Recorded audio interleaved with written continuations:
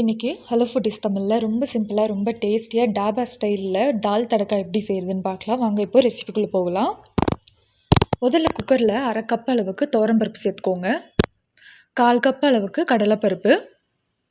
கடலைப்பருப்புக்கு பதிலாக நீங்கள் பாசிப்பருப்பு கூட சேர்த்துக்கலாம். அதோட 1/2 டீஸ்பூன் அளவுக்கு இஞ்சி சேர்த்துக்கோங்க. 1/4 டீஸ்பூன் அளவுக்கு மஞ்சத்தூள், தேவையான அளவு உப்பு, 2 டீஸ்பூன் அளவுக்கு எண்ணெய், 2 கப் அளவுக்கு தண்ணி. இப்போ இதை நல்லா க்ளோஸ் பண்ணிவிட்டு 5 விசில் மீடியம் ஃப்ளேம்லேயே விடுங்க போதும். இப்போது விசிலெல்லாம் நல்லா இறங்கினதுக்கப்புறமா பருப்பு பாருங்கள் நல்லா வெந்திருக்கு. ஆனால் கம்ப்ளீட்டாக வந்துட்டு ஸ்மாஷ் பண்ணக்கூடாது. ஒன்றும் பாதியமாக இந்த மாதிரி கடைஞ்சி வச்சுக்கோங்க. இப்போ இதை எடுத்து சைடில் வச்சுட்டு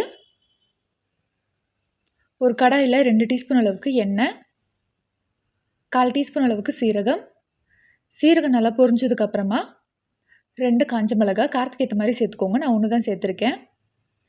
பச்சை மிளகாய், 4 க்ரஷ் பண்ண பூண்டு, ஒரு மீடியம் சைஸ் வெங்காயத்தை நல்லா பொடியாக நறுக்கி சேர்த்துக்கோங்க.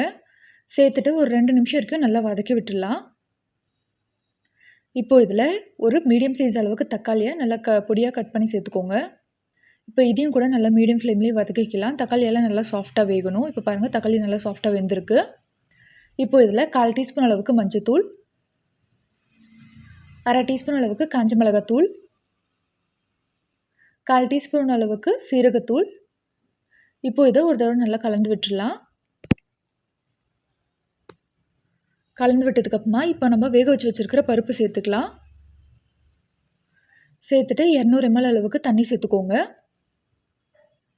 உப்பு தேவைப்பட்டுச்சுன்னா சேர்த்துக்கோங்க. ஏன்னா பருப்பு வேக வைக்கிறப்பே நம்ம உப்பு சேர்த்துருக்கோம்.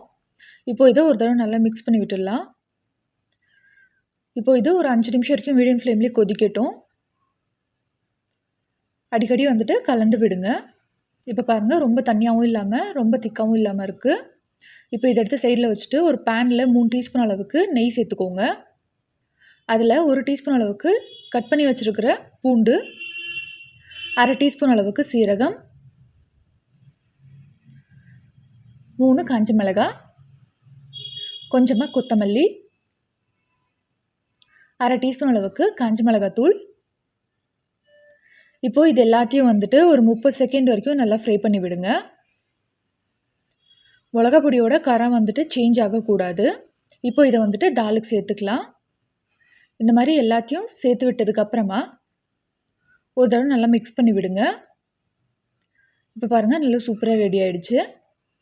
இவ்வளோதாங்க, ரொம்ப சிம்பிளாக ரொம்ப டேஸ்டியாக டாபா ஸ்டைலில் தால் தடக்கா ரெடி. இதை ட்ரை பண்ணி பார்த்துட்டு எப்படி இருந்ததுன்னு சொல்லுங்கள். மறக்காமல் நம்ம சேனலை சப்ஸ்கிரைப் பண்ணிவிடுங்க.